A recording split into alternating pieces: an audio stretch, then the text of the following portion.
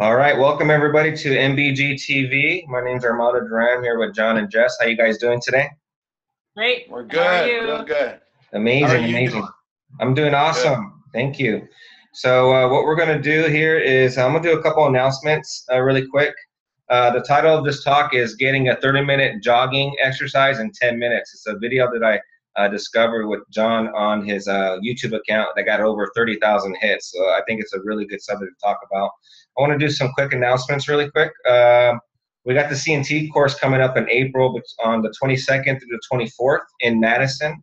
Email Jessica at monkeybargym.com. We do have some early bird pricing available, so make sure you email her for that. We also got the base course too. This is their secret sauce that they do at their location. March 19th. Okay, this is base for realignment and healing the body and everything. Email Jessica at monkeybargym.com, and we'll get you guys booked for that too as well. And we're also doing we're still in the VIP listing for the online fitness memberships. It's $19.99 per month right now, lifetime membership, as long as you don't cancel. We are going to be upgrading. It's an amazing fitness program. It's mobile friendly. You get to learn about the base sequence, the strength and conditioning, straight coaching from John Hines himself. John, what are you doing over there? I see your head going like that. So that ends on Sunday, the end of this month. So we're going to send out a link so you guys can check out our website. You can always email me too at armando@monkeybargym.com. That's Armando with the A in the middle, okay? So that we're going to raise prices next month for that. And then we're going to bring on 30 minutes into the webinar. We're going to bring on Daniel Aaron from Indonesia, who came from a Tony Robbins event that discovered John Hines. We're going to do a 15-minute coaching session with him. He's an online fitness member, so we're pretty excited. Cool. Hey, I have one thing to say before we get started. One of the last webinar, I was talking about how to, make beans without, producing a whole bunch of gas. And I mentioned, putting kombu in the beans to help. It's like an enzyme to help break up that layer that's around it so you can digest it easier. And Migiwa, she is an online fitness member in Japan. I call her Migiwa-san because she is my Japanese teacher. And she brought it to my attention that I said, don't eat the kombu. And it kind of was like, don't ever eat kombu, but you can't eat it. So she was like, we eat it all the time. And, for me being part Japanese, I should probably know that. But so she's going to give me some tips on how to use it, because usually I'll use it for like stock or, something for, a soup the next day or something like that. But there's many ways that you can, use it, not waste it. If you're making beans with kombu, save that seaweed and we'll use it for something else. But she said she's going to give me some, little recipes on how to use that. So just wanted to give a shout out to Migiwa-san. Awesome. Yeah. That's great. I'm glad you brought that up. Yeah, that's awesome. Good. Excellent. That's the other side. Any shout outs that you want to do, John, on your side? I want to give a little shout out to Holly. Holly is a little dog that we actually want to tell you guys an amazing story of something that happened for us this weekend. My sister has Great Danes and has a Great Dane that's just had a litter of pups, and she had 7 puppies. And she said, come on out and see the puppies. Now they're only a couple days old, like 3 or 4 days old. And so we go out there and we visit them, and we count them because the mama's lying there. She's all sort of freaking out because we walked up there and she's a new mother. And so she was a little agitated by that. So we tried to be calm, but she would get up sometimes. And so I was always counting all the dogs, and so was Jesse and Jill. We periodically count all 7.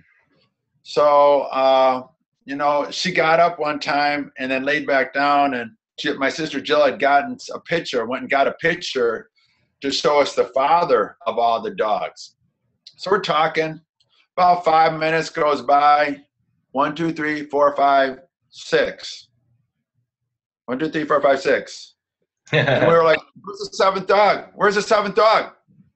And we looked behind the dog, and the dog, it was dead. It was underneath the mom. The mom had laid back down on it. And the dog had been under there. The puppy is about the size of a water bottle, and it had been laying on it for about 5 minutes. And my sister was freaking out. And she pushes the mama dog over and grabs the puppy, and she's laying it, and it's dead. I mean, its tongue is black, its lips are all gray, and it was really sad. And I mean, what can you say? And so I said, well, do CPR on it. And my sister didn't know how to do CPR. She literally held it, went and blew on its face. So I said, give it here. And I took it from her, and I know how to do it because as a trainer, we've probably done CPR courses about 20 times. Oh, wow. In 4 years as a trainer, you have to do it every couple of years. So you put your mouth over the whole face you do it for babies. So I just thought, we'll do it for a puppy. I put the whole nose and mouth inside my mouth, and I breathed into it. And I saw its little belly raise, and the air came back out. And then I did that a couple times, and I wanted to see if it worked. And the puppy went one time. And my sister and Jesse didn't see it. And they said, keep going, keep going. And I said, she breathed. And then she looked like she was still dead. So maybe it was just the air coming back out. So I kept doing it. And then Jessie grabs the puppy, and she starts doing compression on its whole body. Wow. She had the whole body, and she starts doing compressions on the whole body. And so I was doing the breathing, and then it breathes again, like 30 seconds later. And Jessie keeps doing this. And now since we all heard it breathe, I stopped doing the breathing, and Jessie just kept doing compressions. Then 20 seconds later, it breathes again. 15, and it starts breathing occasionally in shorter and shorter intervals. Wow. And about 5 minutes later, we see it's breathing, but Jessie still is pumping it because it still doesn't look good. It still looks like it's 90% dead. And so for 20 minutes, Jessie kept that up. And then we started to try and get her to feed, but the dog was jacked up so it wouldn't feed. We stayed with it for an hour there. And by the time we left, an hour later, the dog was suckling again. And my sister has told us the dog's doing fine and healthy. And hopefully we can keep this little puppy because she's a fighter. And we brought her back to life. And it was just a friggin' awesome story. And it made us feel so good because everybody felt so bad. But then we leave feeling so great because we saved a little life. And so we call her Holly after Holly Holm, the fighter who inspires Jessie to become a boxer at age 42. And nice. Inspiration to Jessie. So that's what we're going to call the little puppy, Holly Holm. That's awesome. Wow. That's an amazing story, man. You saved that puppy's life. That is we did. That is crazy. And so Jess was like just doing that little compression and you're breathing into the mouth. Yeah, I kept pushing like right on the front of the chest, pushing on the front of the chest. And then all of a sudden you just saw the color start to come back in its face because it was gray. She was gray. His tongue was... Then the color starts coming back. And then all of a sudden she started getting loud. She started speaking and getting loud and was like, almost like she was pissed. And I was like, all right. Yeah. Wow, man. That's a cool story. Wow. That's amazing. You guys are heroes. It would be nice to start a real positive story out for tonight's webinar. I thought that'd be fun. That is fun. Now, when did that happen? Like, is this recent? Saturday or Sunday. Yeah. Yeah. And so the puppy's doing great now. Yeah, she's doing great. Yeah. She's normal. And so hopefully we can have this puppy here in our condo. That'd be cool. The rest of our condo people. In condos, generally you can't have dogs, but hopefully we can have one in our condo. It's a small condo here, so we're hoping, keeping our fingers crossed. That's awesome. And I didn't know that, what's her name? Holly is the one that inspired you to get into a boxing career. Jess? Holly Holm's the one that beat, what's her name? Ronda Rousey in that last fight. She beat she crap out of her. She was kicked ass in it and showed, having the high level skills that boxing has made a huge difference. And Ronda wasn't ready for that. And she really inspired Jessie a lot. Jessie loved boxing, but after she saw that, she's like, I got to do this, Johnny. I It got just to do this. solidified it. Yeah. You know, it was just like, yep, that's the sport. That's what I Yeah. want to do, because I believed in it so much. And as a female, you know, seeing a female boxer do what she did and move the way that she did, that just said, I have to do it. I have just, Yeah. it's now or never. Yeah, yeah. And so, but you were into boxing before, though, right? Oh yeah, I've been into it for, you know, a good 10, 12 years. I've always been interested in it, and I, you know, did stuff here and there.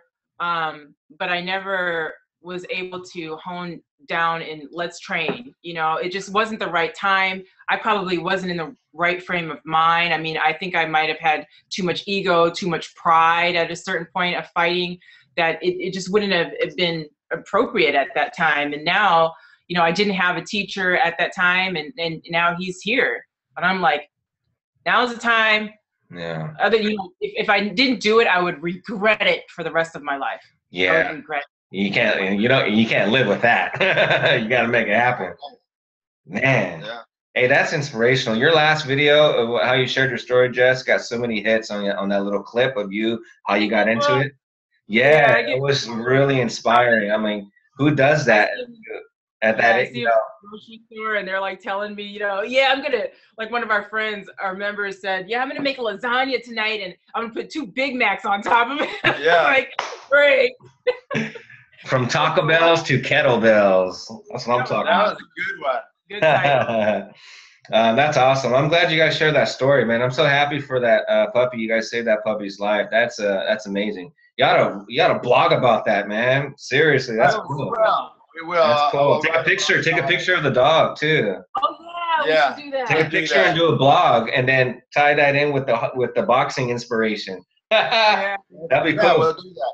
That'd be cool. I promise I'll do that. Yeah. Awesome. So we're going to get into the topic here. Just to give you guys a heads up for the people on this webinar, we got a lot of people on the webinar. If you scroll down to the bottom of your screen where it says Q&A, you can ask questions in real time. You don't have to wait for us to talk. We want this a live, we want this a natural dialogue with you guys. So as we're talking, if you guys have any questions, click on it and let us know what you guys want to know more about, and we'll help you out. That's not a problem. But one of the topic I chose today was how to get 30 minutes of cardio, of jogging in 10 minutes. I discovered a YouTube video that John did a while back that had over 30,000 hits. It was like the most hit on his YouTube account ever. And you click on it, and you actually get into some really good meat and potatoes on where the jump rope and your dad and the philosophy of doing it. So can we kind of talk about that? You had some really cool takeaways in that video. Sure. My dad was a boxer. He's a pro boxer. And he used to jump rope. Well, back in the day, all they used is a piece of rope. And it was about not quite a dime thickness, you know, and they were really light. And my dad used to like to work out outside, and in the wind, it never would work. So he decided to put some plastic beads on the rope. And this is back in 1973, but way before that is when he started putting these plastic beads on and gave some weight to the rope. So in 1976, he decided, you know what, I've been boxing and jumping rope for most of my life. I know how to teach it. It's an amazing conditioner. It kept him in good health, and he helped a lot of people that he used to sell life insurance to reduce their risk of sickness and disease just by putting them on a jump rope program. So what he had done is created a program with the jump rope, and you can still get that very book today, actually. And so yeah, we do have it somewhere. It's a classic jump rope program and book, and he really explains a lot of awesome little things in the book. But I say this because there's a background behind just what I'm going to talk about tonight, and there's a science behind it. In the process of him making a business out of selling jump ropes, he first off had to get people to realize that jumping rope was legitimate. In the 70s, when he came out with this, running was a huge phase. I mean, it was everything. They did aerobics in the 80s, and in the 70s, it was running. and there was a huge craze going on across the country. And so at that time, my dad wanted to promote jump and rope and how beneficial it was. So he looked all around for research that would support jumping rope over running. And what he found was a study done at the University of Illinois by a guy, Dr. William, my book's over there, I can't remember his name, Curitin, Dr. William Curitin, did a study on jumping rope and the benefits versus running. And what they found out was 10 minutes of jumping rope was equal to 30 minutes of jogging. And my dad always used that. That was his go-to thing, because who the hell would want to spend an extra 20 minutes getting the same result? Why would anybody want to do that? Yeah. You know? So that was his pitch. Yeah. 10 minutes is equal to 30 minutes of jogging. And that hooked people. And my dad's old school. And so he was a hustler off the streets. I mean, at 8 years old, he was on his own, shining shoes, and he was on his own, literally. So he had to hustle to get money just to survive. Wow. And so he's still there today. And back when he started the jump rope, he was for sure that way. And so he wanted a hook, and that is a powerful hook. But what he did is he got science behind that hook. He just wasn't throwing it out there. Yeah, it's better than jogging. He got science to prove it's better because 10 minutes is equal to 30 minutes. So that's such a strong hook, because people at that time were starting to get more business oriented, and time was becoming more of a factor at the time, efficiency of training. So growing up, I always just agreed with it, even though I never really thought about it too much until, when I started, being a successful strength coach and stuff like that, I started thinking about it. Why is 10 minutes equal to 30 minutes of jogging? Because if I'm jumping rope and you're running, why do I get so much more benefit? And I really started to process it in my head. And this is, for those of you out there, if you really want to learn a lot about training, you think about things and break them down yourself and reason and make reason of all of the points. You can take my advice on stuff. You can take other people's advice on stuff. That's knowledge. But the wisdom of stuff, of really deciphering it and weighing and figuring out both sides, that's what really gives you that wisdom in training, and what makes the difference between a trainer who just recites information to people and one that has the knowledge and the experience of it. And they've thought things out and they weigh them. And that's one of the things I think I'm very good at, because I really had to be self-sufficient at everything and teach myself everything. And because of that, I know how to teach all levels of people, and I can explain, well, this doesn't work because. It's not just, well, the book says this. I can explain these things. So when I started thinking about why is 10 minutes equal to 30 minutes of jogging, there's a couple things that come into play. One is when you jog, and people generally think, if you look at somebody jogging, I say they're plodding. And we know this. Most people plod when they run. They're basically falling forward. And falling forward, you can basically, you see some people sort of shuffle their feet. Some people sort of drag their feet across the ground. So what the difference is, they're barely displacing themselves while they're falling forward. Their arm actions can be very minimal. When you jump rope, you have to vertically displace yourself. You cannot plod and jump rope. You can't do it. Yeah. Jump rope slower, it actually gets harder. Interesting. Okay? Especially when you start to go real slow. It gets extremely hard. So this is because you must keep a rhythm to the jump rope. You got to vertically displace yourself, and you got to keep a rhythm. Otherwise, you'll miss. With running, you can go slow, you can plod, and you're basically falling forward. Your arms hardly have to work at all. Yeah. You can basically slide your feet across the ground. So you can be very, very relaxed while you run, especially in your upper body. In a jump rope, when you vertically displace your feet, you got to be active big time.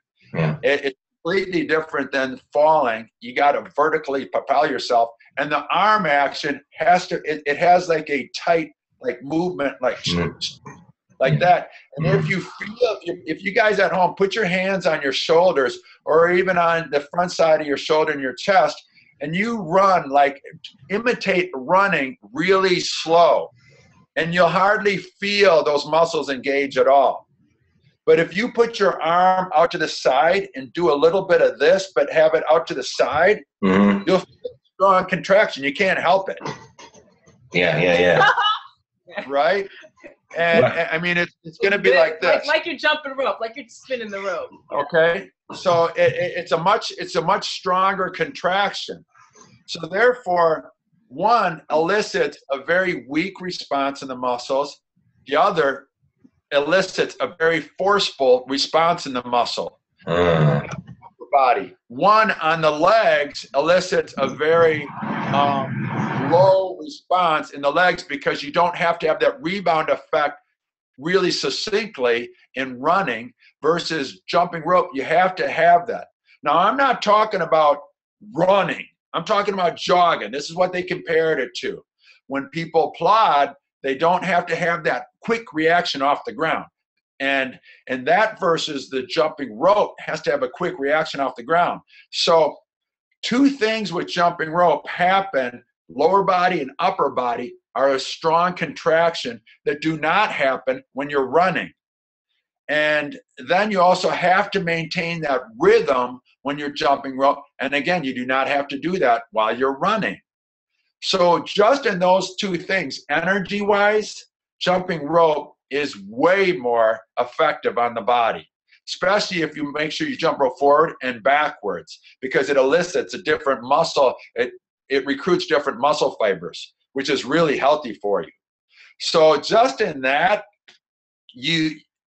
that's where I started thinking, wow, yeah, that does dramatically pose a huge difference in the calorie expenditure and the one versus the other. And when I talked to my dad about it, after I had thought it out, he said, that's exactly it. And that's what the doctor said when he did the study. He said, it's the ground reaction force is completely different when you're jumping rope, and the rebound effect off the ground for the lower body and the upper body is completely different than running. And you said the doctor's name is William Curitin? Yeah, Dr. William For those Curitin. of you who are old school, you'll know that's pretty freaking impressive that Curitin did that study.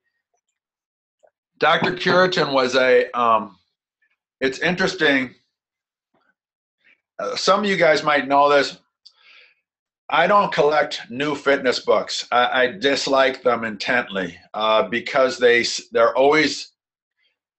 generally about selling some crap. The old school books, they have an agenda. The old school books don't have an agenda other than helping people. And so that's why our house is filled with old school fitness books. They're also called physical culture books. And Dr. Curitin's is one of my favorites. He has a book called Health. Let me grab it.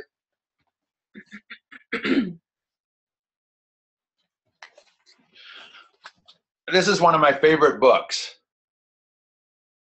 And it's Thomas Curitin. That's right, Thomas Curitin. And this is one of my favorite physical culture books. It's from the 60s. And I like to occasionally, I'll tell my dad, man, Dad, there's this physical culture, this or that. And in this circumstance, when I told him, one of my favorite physical culture books, Dad, is by this guy from the University of Illinois. And he goes, Dr. Curitin? And I was like, you know him? And he goes, yeah, he's the guy that did the jump rope study. And I was like, wow, that's crazy. I was like, that's my favorite physical culture book. It's awesome because he provides the scientific support for all the case studies that he does, and he does all these different types, and it's all body weight training, and he breaks these down to mobility and stability exercises, cardiovascular, strength training, and he has all these different levels that are just beautiful. And so it's really fun for me when I found out that that's the guy that did the study. He's actually was friends with my dad, and I didn't even know that's also the guy who authored one of my favorite physical culture books. That's awesome, man. What a small world. That's crazy. Yeah, I got an observation. I got an observation from Dave here. It says 10 minutes of jump rope equals 30 minutes of running. Maybe there's a lot to running or any physical activity for that matter than just exercise benefit. If you had a choice, would you prefer to run on a beautiful, rolling, windy, single track trail outdoors or jump rope in a sterile gym not going anywhere? Okay, my friend. I'm not trying to compare it to running outside or anything like that. Just comparing jogging, not running, okay, one versus the other. When people jog, it's generally slightly slower. And I also said that earlier. I would never try and compare it in joy to running, trail running, getting outside versus being in a cubicle jumping rope. That to me is no comparison. I would run on a trail all day long comparing those.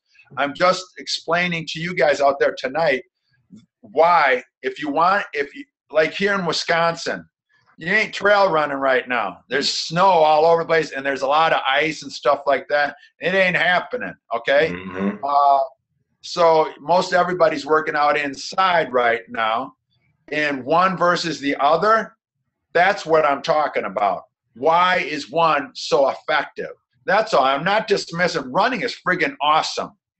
I love running. Running is great for the body. Just comparing the two as close as they can with the appearance of energy expended, jumping rope is more efficient. And that's what I'm trying to explain for you guys tonight. Nothing to do with the joy of it.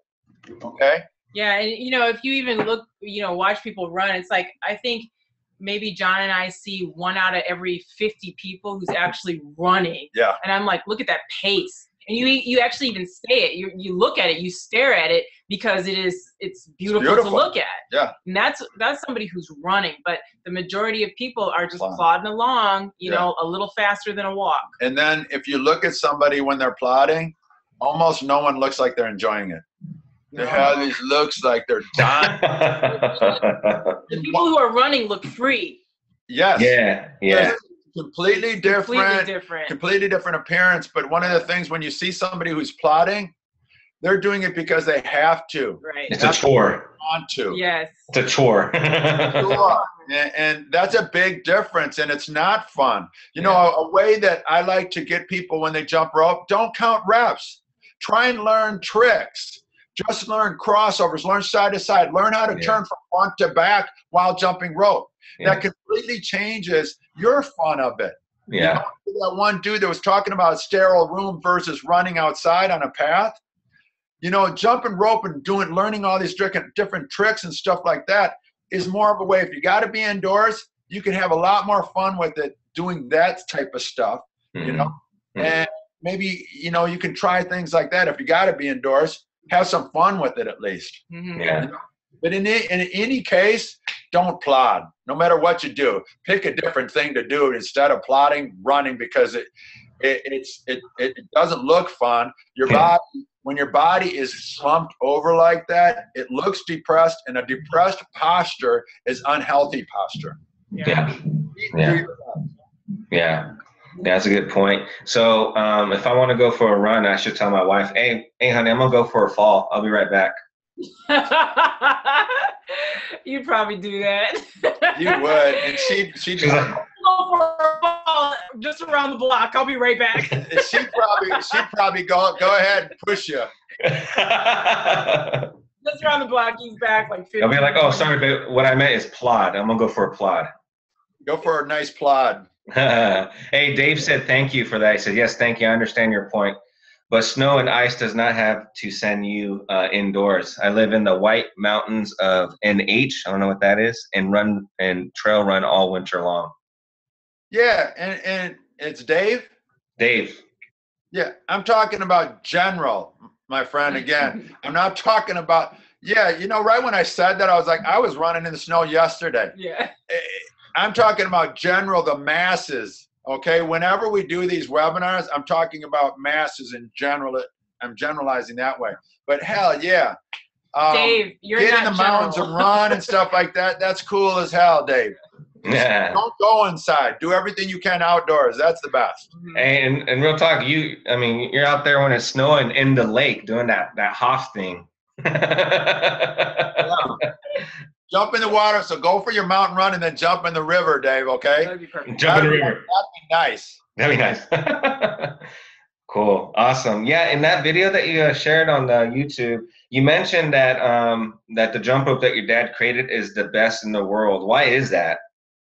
There's a couple points about that. The weight in it is in the rope. By adding those beads to the rope, he put the weight in the rope. What a lot of people do when they use weighted ropes, they put the weight in the handles. And because the weight's in the handles, when you go faster, it doesn't feel heavier. When you go faster with the rope where the weight is in the rope, it gets harder. And that gives more to your conditioning. When the weight's in the handles, that doesn't change much when you go faster. And I mean, your hands move a little bit like that, but when the weight's in the rope, it's way more intensive. And so for that reason, I always look for it. You want the weight in the rope.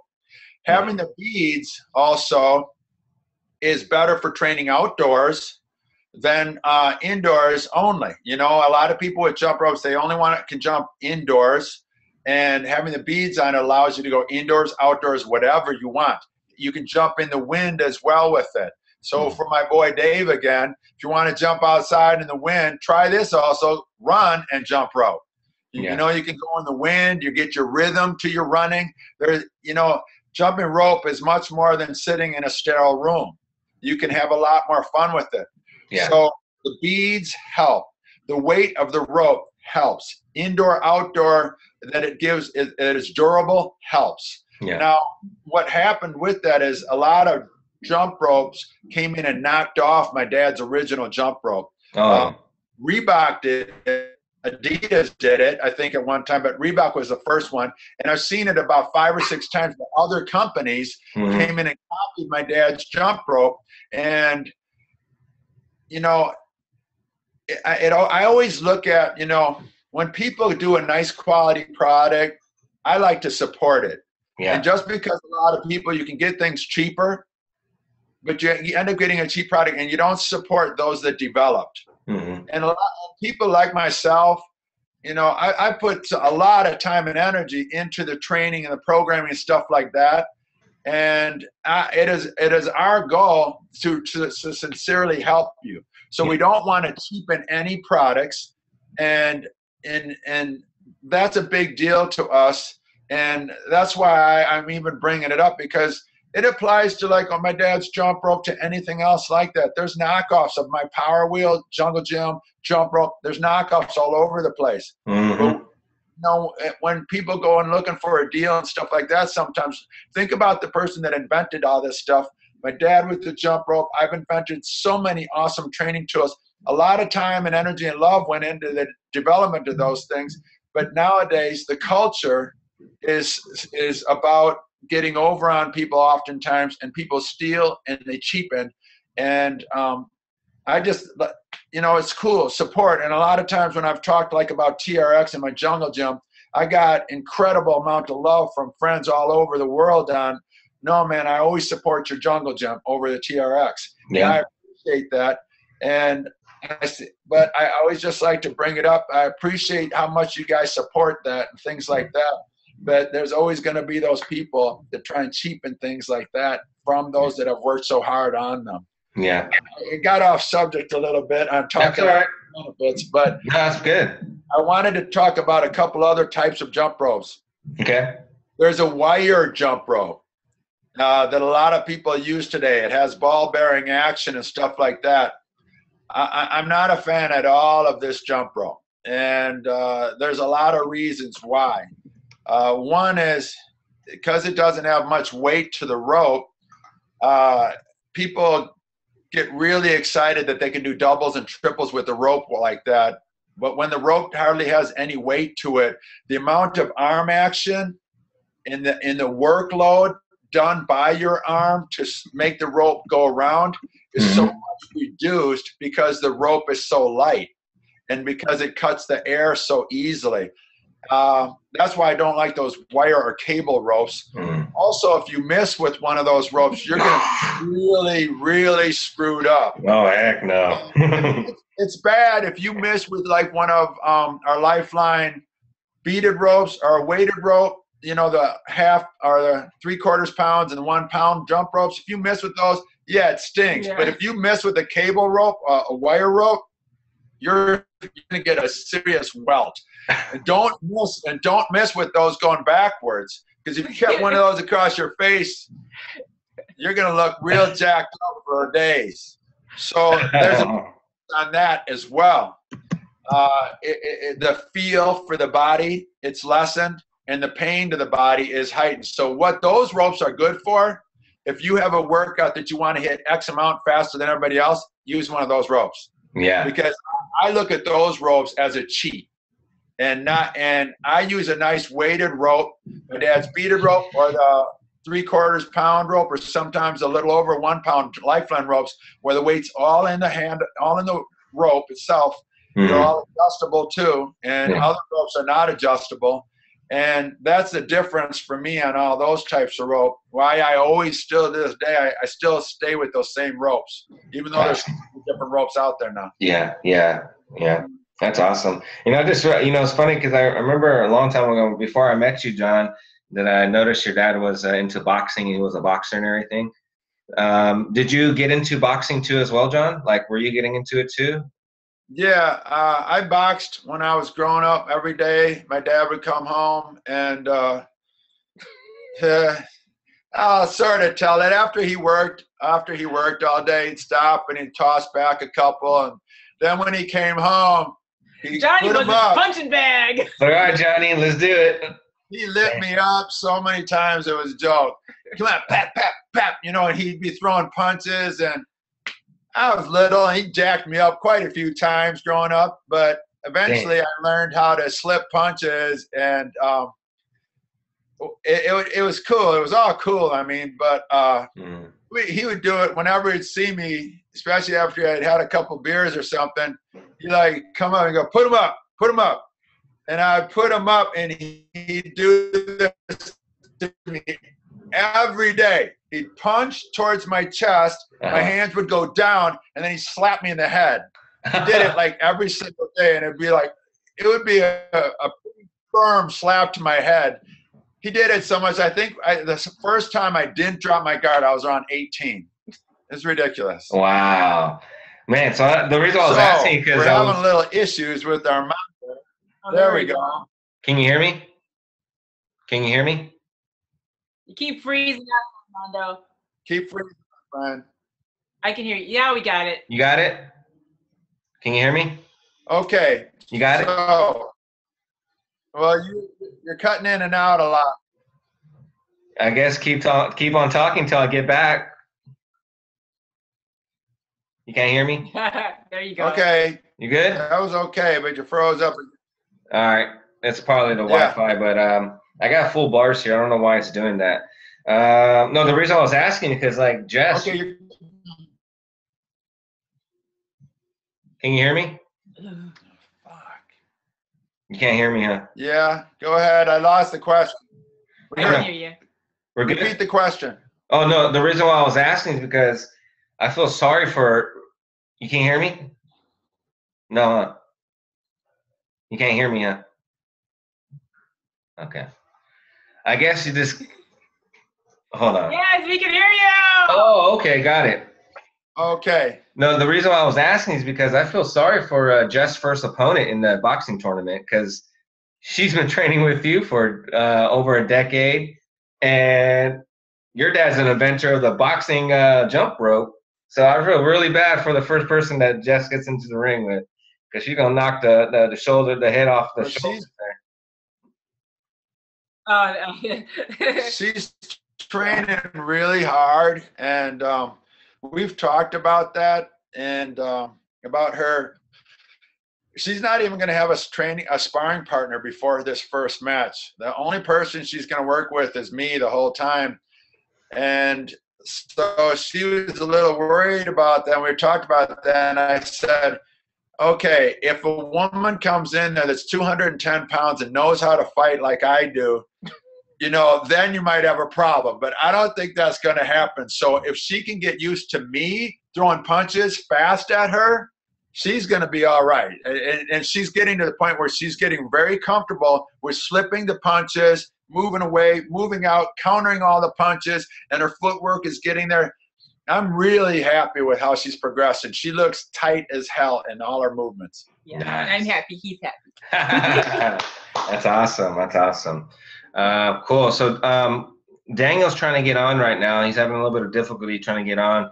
What I'm going to do, Daniel, if you get on, I don't know if you can hear me if you're on the phone, just send me a message when you're on board. He just sent me an email, but I do got a list of questions that people submitted here. If it's okay if I could ask a few of them. But that's an amazing. Thanks for sharing that story with the jump rope. That was pretty awesome, pretty inspiring, and just some good stuff to hear. So let's see here. Running makes me both ankles hurt. So ankle and spine injuries. So I asked him, what is your biggest challenge right now? Ankle and spine injuries. How can we help you? Running makes both my ankles and back hurt. It's not really a question, but what's your thoughts on that? Don't run. Do the base training for right now. Get your alignment set. Don't do anything dynamic until you feel healthy again. So if that requires you doing base every day, 30 or 45 minutes a day, do that. That's going to expedite you getting healthy a lot faster than you trying to do something where your body's screaming at you, please stop. Yeah. Yeah. So do the base stuff as much as you can. Yeah. 30, 45 minutes a day, an hour a day if you want to. It's great stuff for you. It's only going to make you feel better. Yeah, that base is amazing. Dave said the jump rope discussion makes me think it would be a terrific mode for injecting short work exercise breaks of a few minutes during the course of a day's work in the office. That's right, it would be. Yeah. He also mentioned the jump rope discussion. Oh, I already said that. I think I just deleted your other. You duplicated it. Sorry, Dave. So you did it 2 times. No worries. Let's see here. Done. Question here. It says at 72, keep the definition I have and adding more lean muscles.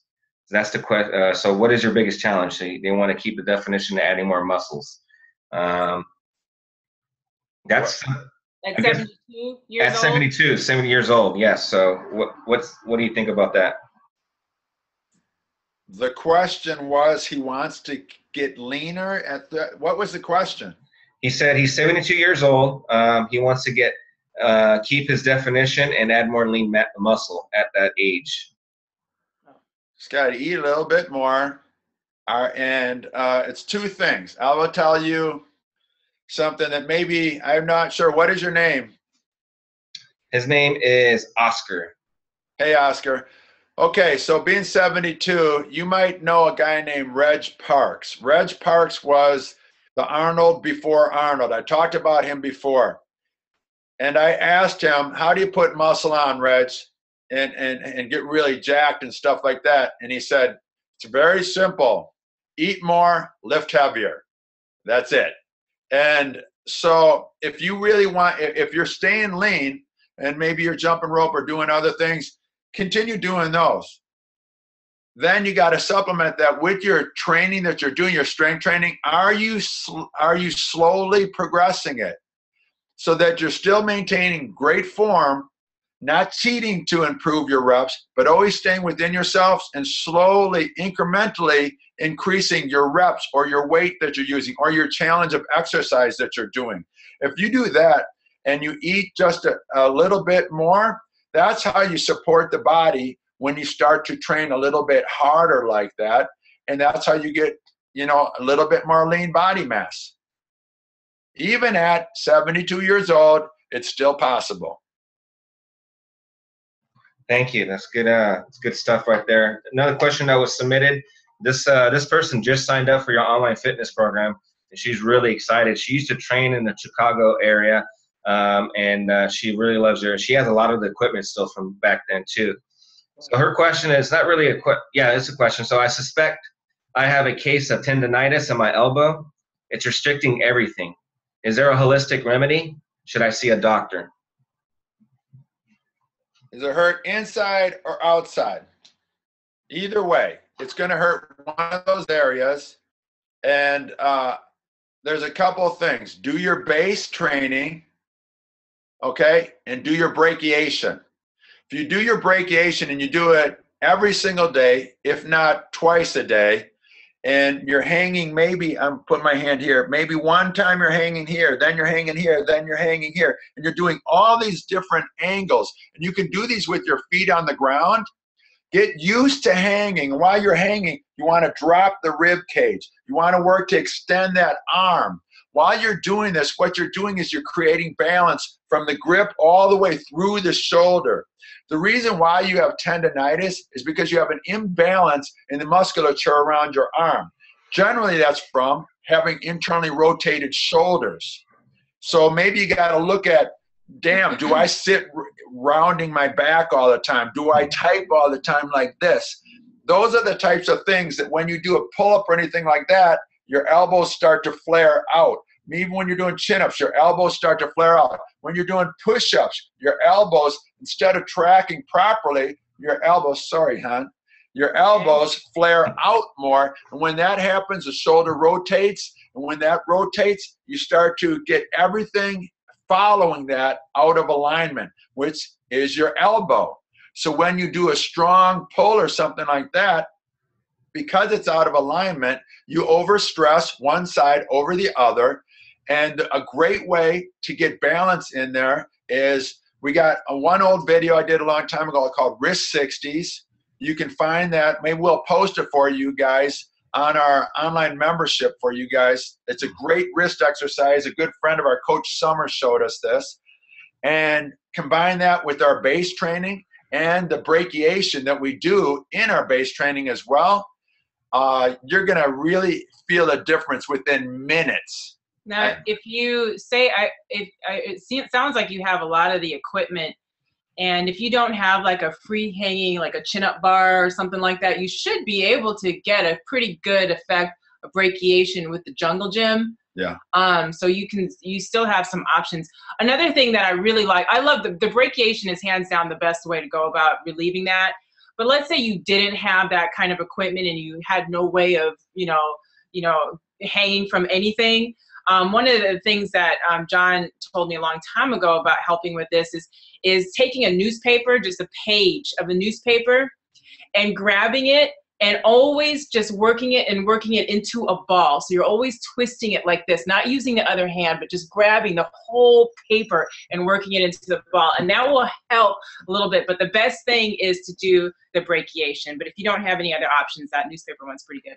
The newspaper one Jesse's talking about is one that I used to use a long time ago before I started really getting into brachiation, which was a long time ago as well. But the newspaper one is a real simple one. You grab a newspaper, maybe your Sunday paper, and just start pulling in one page of it. Do not use your offhand. And the thing is that as you're doing it, you got to rotate your arm a lot. And in doing so, you get all these little muscles in your arm to fire that you normally never use, because you're going in all these different angles, because you work it until the ball is in the whole paper, one sheet is in a small ball. You might do 3 sets of that over the day. And it really, really works well. It does. And I mean, the combination of doing that as well as creating space in the joint, brachiation, because that's the main thing that's happening, is that things are compressed. And so that's why brachiation is so great. But the combination of those two should stop that pain like in a week. I mean, it would be you'll feel difference after you do a couple minutes left, right arms on a bar with your feet on the ground. I'm even saying, when you get out of there, you're going to feel different. Everything's going to feel lighter, and you should feel flow of blood and energy through your arm that you did not have happening there before. Mm-hmm. And like with our base training, when you feel that increase of energy and blood flow, that's a good thing. You want that. And the more that you do it, the freer your body, the more supple you're going to feel. Yeah. Yeah, And that's awesome. Yeah, that's good stuff right there. I hope that helped. And for her, but that base workout, you're coming out with a third video for the online fitness member for the base workouts and sequence, which is pretty exciting. And I'm telling you guys got to hop on board with this online fitness program. It's only $19.99 per month. Sunday is the last day. We are raising the prices next month. We're adding so much more elements to it. It's an amazing product right now. People are getting results. Lucy just joined. She just sent us a message right now. It's not a question, she said, but thank you guys for the things you showed me last time on the webinar for the shoulders. It works like a charm. Just wanted to let you guys know that. And so what she's referring to is John and Jess's base program in the online fitness program. I'm telling you guys got to hop on board with that. I'm going to move on to the next question. This is something I'm really interested in. What is your biggest challenge right now? I asked this person. Motivation. Now, here's the thing. That's all she did. She just wrote down motivation. Because everything that we're talking about here, John and Jess, is just all strategies of like the truth of being strong and fit. But how do you help people with their mental game, like to make this a part of their life? Sure. Tony Robbins, when we got to hang out with him, he's a master of exposing people's mindsets and breaking them from debilitating thought. Yeah. And so what he does is he wants you to really feel the pain of your decision. So in the case of not training, he would say something like, do you enjoy being unhealthy? Do you enjoy struggling to get out of chairs? Do you enjoy not being able to run down the street? And of course, the person's going to say no. Well, then what do you want to feel? I want to feel light, springy, movement. I want to be able to move freely. Okay, then no, that is a result of moving more on a daily basis, doing things in a progressive manner, and it's great. Okay, but there's so many ways to get in shape today, and I still say the same thing. Most people in the fitness world, workouts are a chore and they are not fun. Yeah. Getting on a treadmill and being in a sterile room and with machines and doing some really archaic routine makes, as Jesse says all the time, makes me want to scratch my eyes out. And that stuff is why we open the Monkey Bar Gym. Exercise, movement, getting in shape should be fun. If you aren't enjoying it, then find something that you do enjoy that elicits a response of movement and sweat and work from your body. Because one of the things that I see a lot of times with people, they just don't like working out because they don't like challenging themselves at all. And there is something to be said about the joy of overcoming challenges. So much today, we live in such a cushy world that everything is so easy for us. And a lot of times people don't want to do anything that is challenging, but they're missing out on living, literally. By not challenging oneself, you don't get the, and really, spending a long time, working to do anything, well, it's such a joy when you accomplish it and you feel so great. Your body feels great, as long as it's done with your health in mind. Now, I'm not talking about killing yourself on a treadmill, doing some archaic routines and a machine-based that, to get you in shape aesthetically. What I'm talking about is doing movement routines that are fun. Yeah. You're maybe in a group and you're working out with other people that are leading you to some place. So whether you're doing martial arts, which is a great group activity, and you're with a bunch of cool people that are all going towards a higher level of that, or if you're training with us online or at some gym where they have a great community, that stuff's cool. You're going to be supported. You're going to learn how to do things that you couldn't do before that challenge you. And if you can be okay with that, as soon as you get the ball rolling just a little bit, all of a sudden you're going to be unstoppable, and you're going to be so excited about going to train again. That's when it becomes a lifelong obsession and joy, because you start to really dig movement, the community, evolving your movement practice, feeling supple, and doing all these things in a manner like that. That's why still at 52 years old, I friggin' love training. I was training for almost 2.5 hours today and having a blast doing it, because it's fun. I'm practicing stuff I'm not that good at, but I want to get good at it. And we're only limited by our minds, She's 42. Yeah. She's starting a boxing career at 42. Who the hell does that? I know. That's what I said last time. Can she do it? Yes. Can she go pro if she wants? Yes. Yeah. Can she do it as high level as she wants? Yes. Heck yeah. Why? Because she believes in it. Her heart is wanting that. So whether it's fitness or it's jiu-jitsu or it's taekwondo or it's, doing whatever, roller skating, find something that you really dig and that's your heart that gives you joy, and do that. And sometimes, it can be as simple as if she's having issues with like just getting off the couch or just going to the gym after work. One of the things that Johnny taught me a while ago is just say, I give up, but keep moving.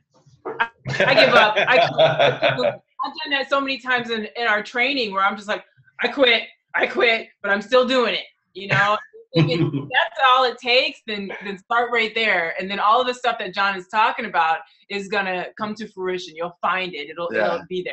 You got to get that ball rolling, get that little bit of momentum. One of our good friends, a guy named Pete Brooks, he was a Monkey Bar Jim Madison member for a long time. He lives in Colorado now. Ridiculously fit guy. And he loved that. He had this one simple rule: just do one rep. Just do one rep. Yeah. If you don't want to go to the gym, just take one step in the gym. Nice. Just drive down there anyways, take a step in the gym. Yeah. And then when you're there, he goes, well, I might as well get in the class. Well, then just go in the class and do one rep. Yeah. And he goes, every single time, as soon as I did the one rep, I was like, I might as well do the others. It gets the momentum, and you sort of laugh at yourself and how much our mind overrides what our heart can do. At this time, I think it's okay to say, I quit. If you're going in the right direction, it's okay to say that, as long as you're making moves to go there. Yeah. Just keep moving. Just keep it moving. Yeah. And I like that. That was good. It's accountability, challenging yourself, and association and community. That's good stuff. I like that. Aaron just hopped on board, had a little bit of technical difficulties. We might go over maybe 10 to 15 minutes if that's okay with you. This is the last part of the show. If anybody needs to get off after this, you're more than welcome. People want to stay. You'll want to stay for this because Aaron came from a Tony Robbins event. We just got done talking about Tony Robbins. And he discovered John at Tony Robbins Mastery program in Fiji. And it cost a lot of money to go there. And Tony only represents Tony Robbins only represents the world's best. So this is how Aaron discovered John. So I'm gonna bring you on as a panelist. Daniel, give me 1 second. I'm gonna promote you really quick, and then we'll have a cool dialogue. He just joined your online fitness program too as a member not too long, about a week ago. Hey Daniel, if you could click, there you go. You got it. You're getting the hang of it. Cool. Hey Daniel, how are you? Can you click on your microphone at the bottom? It has like a red slash over it. That'll unmute you. I am unmuted. Awesome, man. How are you? I'm doing great. Thanks, Armando. Hey, Dan. Mr. Fiji. I've been called worse. Yeah. Man, awesome. So thanks for jumping on board, Daniel. What time is it over there in Indonesia? It's just coming on the hour of 8 a.m. Oh, that's cool. That's nice. That's awesome. How's the weather over there? Beautiful or what? Yeah, it's good this morning. We had crazy rains yesterday where the bamboos were like going like this. Wow. And like cyclone-like, but now it's all calm and sweet. That's cool. Awesome. It's about 10 degrees here. Yeah. Awesome. And it's windy like that, but It's just a little brisk. yeah, a little cold. Awesome. So you just joined the online fitness program, Daniel. You discovered John at the event. You reached out to us. We emailed each other a few times. Now you're part of the MBG community. If you want to share a little bit more of what you know, who you are, what you're about, or how can we best help you? I know you're in the health and wellness and fitness industry too as well, but you want to take you and your clients to the next level with the MBG philosophy. So if you want to talk about it, that'd be awesome. Yeah, absolutely. Thanks, Armando. And I was on with y'all just briefly a couple of weeks ago, but there may be other people on now, so I'll just go back to the beginning and make it brief, which is to say, yeah, I've been in Bali for 12 years now. I've been teaching yoga and various other modalities for more than 20 years. We got a yoga school and we run big trainings that are really more about personal development and transformation in terms of the whole being. And personally, I've got a little criticism of yoga because I think a lot of what goes on in yoga doesn't actually serve people maximally. And at the same time, I love what I can offer through yoga, and I love the physical fitness aspect of it.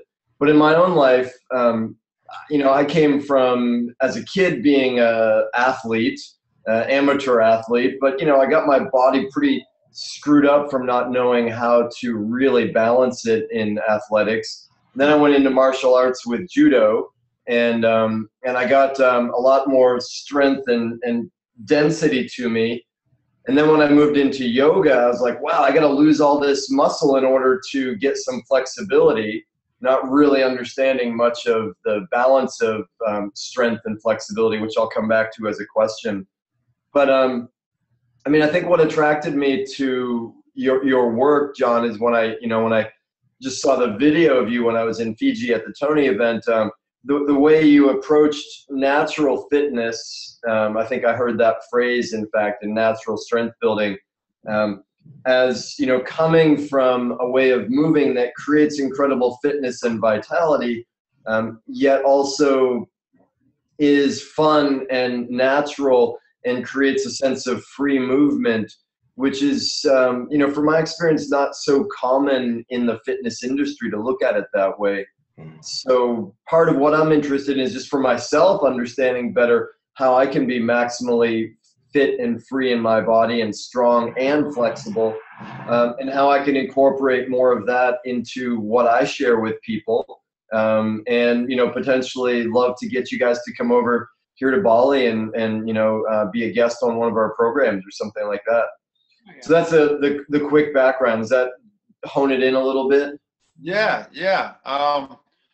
I understand that. You know, a lot of people, you get built up playing sports and you get banged up really bad. And then the mindset is, I want to heal my body. For people that are thoughtful and they think about it and they're like, I got to heal my body. And immediately the thought is, drop the weight of your muscle.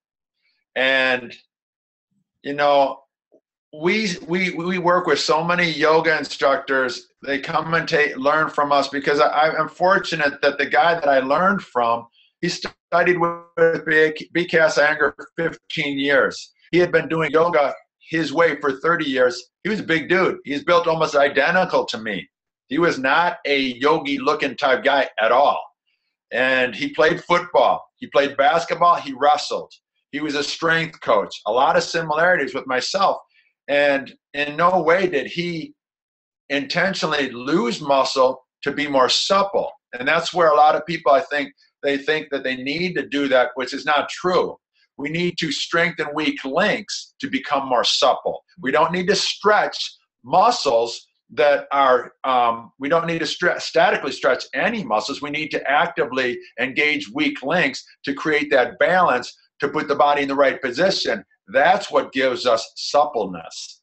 And I think a lot of people in the world, yogis, they don't understand the benefits of strength training. Strength training people don't understand the benefits of yoga. And there is a middle ground. And we are showing it. And that's all we've been doing at the Monkey Bar Gym since day one, the middle ground. we do yoga every day. We do our strength training every day. What you want to do a little bit more of depends on where you want to go mostly. Maybe you do a little bit of strength training, you focus mostly on your yoga. Maybe you've done enough yoga, maybe you want to embrace a little bit more of the strength training, put a little more focus onto that while you maintain your mobility and stability with your yoga. So there is a middle path, and that's why I opened the Monkey Bar Gym up in the first place, because there wasn't. There was traditional gyms and there was yoga studios and Pilates studios, which neither one communicated. It was one or the other, as you know. And so what I saw is when I learned from Roger, when he helped me to learn how to heal my body, is, man, this is needed big time. People want this, and it would be a challenge because at the time there was no gyms anywhere in the world, as far as I knew, that had no machines, no mirrors, no shoes, integrating yoga with body weight movement. And it's worked. And now there's gyms that are all over the world doing similar things, but really understanding the fruit of yoga and integrating that into body weight or strength training. I would say very few people on the planet know how to do that. And that's one of the things that we teach our trainers. And at our CNT courses, that's exactly what we teach. So no matter what the exercise that you're doing, strength training, conditioning, or whatever, there's a yoga basis in it. And that's what's unique about it, but there's nothing static stretching. It's all active. And that's also different than traditional yogas. Does that answer your question? Yeah, that definitely helps. I mean, and that's what I've come around to, a lot of that in terms of my own understanding of it in my head. And, I'm still growing a lot in my understanding of how to implement it in my own body and how to teach it to other people. And I imagine it's a huge topic and a big part of what you teach on your training. Is there anything you could say briefly in this context, though, about how you integrate those two together rather than, okay, now we do yoga and now we do strength training? What I think is you do them both at the same time, really, right? Yes. Yesterday I posted a video taken during, we teach two courses basically. We teach elite level CNTs. We call it the CNT Elite course. That's the best of the Monkey Bar Gym trainers, or just the best of the CNT people that have taken our course from all over the world. They all came in here and we teach them higher level stuff. Jeremy Levon, who if any guys on our online Facebook group, I posted it on there. He's one of our best. He is amazing. And when he's showing you a power wheel crawl, a power wheel crawl is a position that most people, when they do an inclined plane position, I don't know if you guys can see me here, I'll try and get it right. They round the back a lot. This is hard to show. I can't show it, but they round their back when they crawl into what's called a hollow position. That's good for gymnasts. It's bad for posture. Most gymnasts, if you see them, they have a lot of roundness in their back and their shoulders. And it's good for gymnastics because it helps to create stronger levers. It's bad for general health. So at the Monkey Bar Gym, we don't do things that way. We are always looking for healthiest posture and to develop healthiest people. Now, when you watch Jeremy, he's getting people into that straight line in a power wheel crawl position, and he's giving them feedback on the neck to extend. Extending and expanding at the shoulders is foundational cues that we use constantly. Then he's also looking at areas of collapse in their lower back, their neck, and he's helping them actively engage those points so that they have a nice straight line.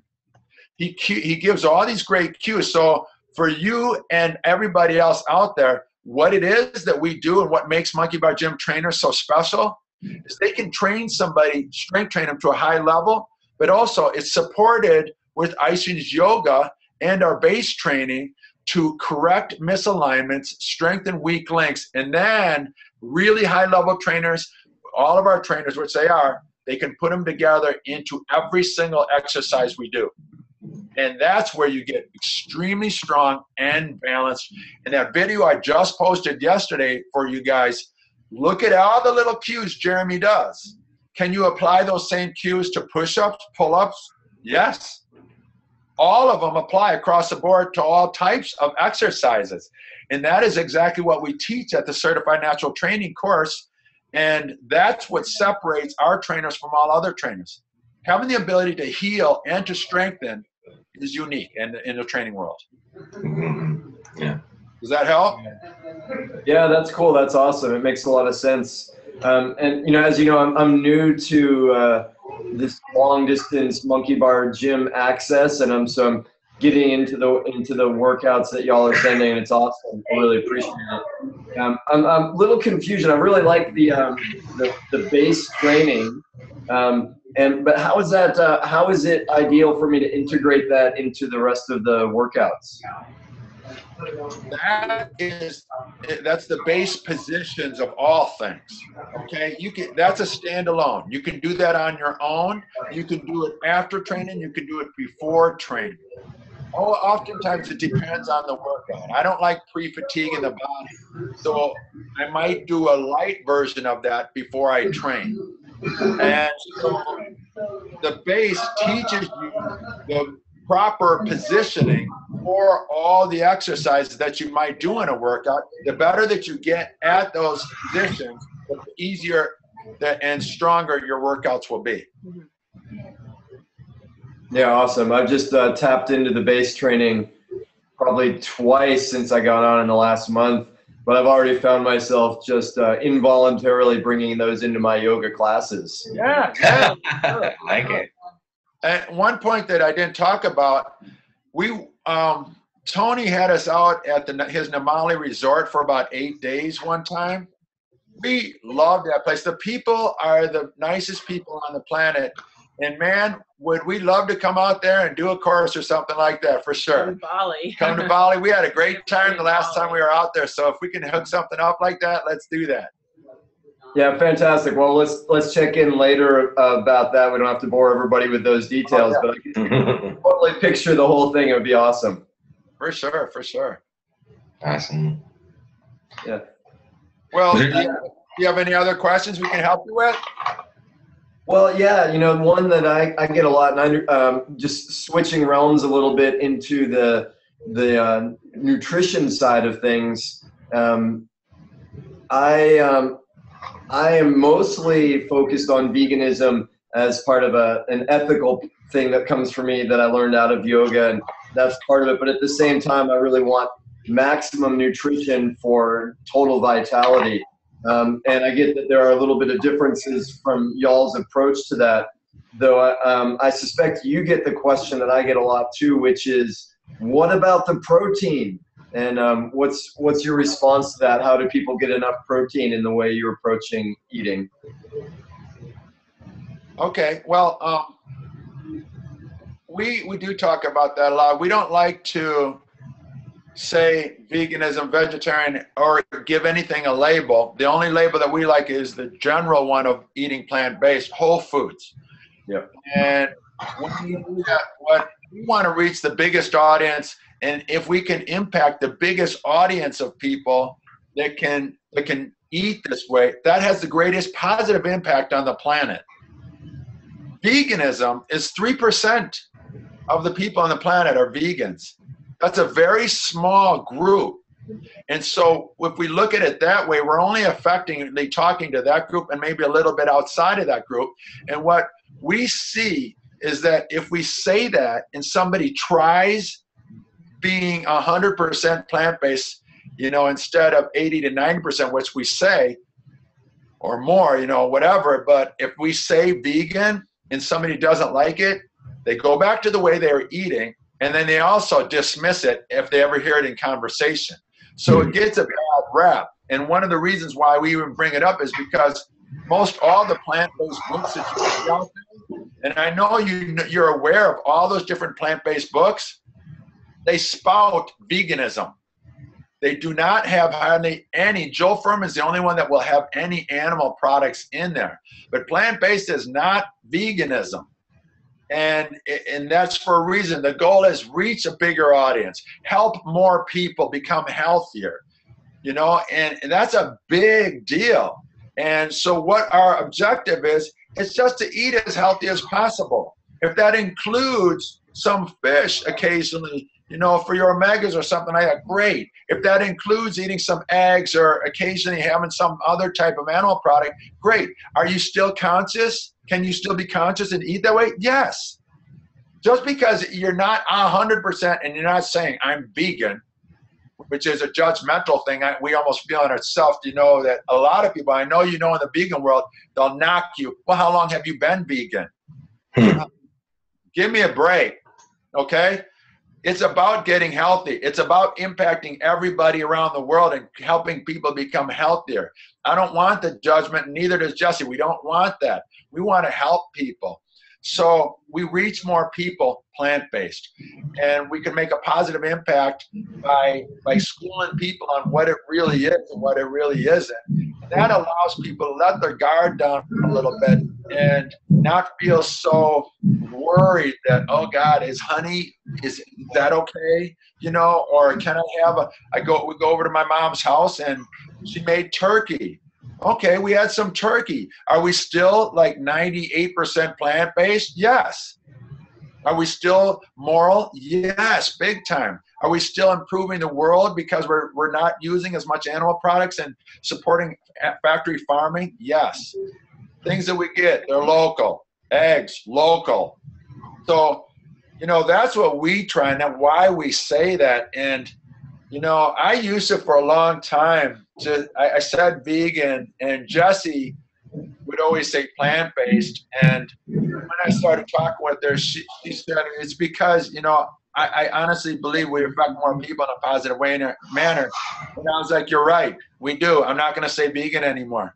And so the more that we didn't say that, then we'd have people asking us, and that's why we have these conversations like this. And that's why, we feel it's important to discuss these topics. And the fact that you're bringing it up, I know you want to impact people where you live as well in a positive manner. And this is great that you're bringing it up so you can talk about it. Whether or not you are 100% plant-based or vegan, doesn't mean you can't promote a manner that is more accepting for more people, and which is plant-based, I think, and that's what we feel. So Daniel, when you asked the question, you kind of broke up, but I heard protein. Oh, right. And Armando, we did that webinar on protein and plants. Can you get access to that? Can you send him that link? Sure. And hopefully that will help answer some of the questions, because there are definitely questions on, how much protein am I going to get in a plant-based diet? And that webinar should help you understand that. Yeah. Yeah, cool. That's great. I'll check that out. And I appreciate what you had to say about it, John. And I'm with you. The more accessible and easy it is for people to move in a positive direction, the better. And I always look at it as, well, let's eat maximally for ourselves and our strength and vitality and do the least harm we can to the world. Yes. And everybody has to decide for themselves. So I really appreciate that. It's a great reminder to step away from the label of vegan. Exactly. Daniel, I really like where you're going. You seem to be in a state of transition. Like you're really thinking about a lot of things and questioning things, and I think that's great. We don't do that a lot. Sometimes we just are sedentary and we just go with the flow. And the way to grow and challenge and be really who you are is to start asking those questions and really finding out the answers. So yeah, I like where you're going. I agree. That's great. Cool. Thanks, y'all. I appreciate that. Great. Awesome. Well, I could go on and ask lots of questions and talk to you. I know time is limited, so maybe I'll just say thank you there and look forward to talking to you about getting you over to Bali soon in another forum. That'd be great. It's good talking with you, my friend. Likewise. Take care. Bye-bye. Thank you, Daniel. Awesome. Well, that's a great conversation right there. We went over a little bit on time, but I didn't want to stop that. It was pretty good information. But I think we should shut down the show now for MBG TV. Just really quick, unless you got something to add, John and Jess. Anything else? No, other than I'm hungry. I'm hungry too. It's time to eat here. All right. So just really quick, a couple announcements again. Email Jessica at Jessica at monkeybargym.com for the CNT early bird special. That's, again, April 22nd to 24th. That's exactly what John was talking about. He also got a base course in March 19th. Email Jessica there too as well. Sunday's the last day for the online fitness program at $19.99 per month. Get it. You get the base workouts. You get strength and conditioning from John and Jess. And that's about it. I think we should shut up shop and you guys go eat your plant strong dinner. All right, everyone. Have a good night. It's fun Good night. with you. See ya. Bye-bye.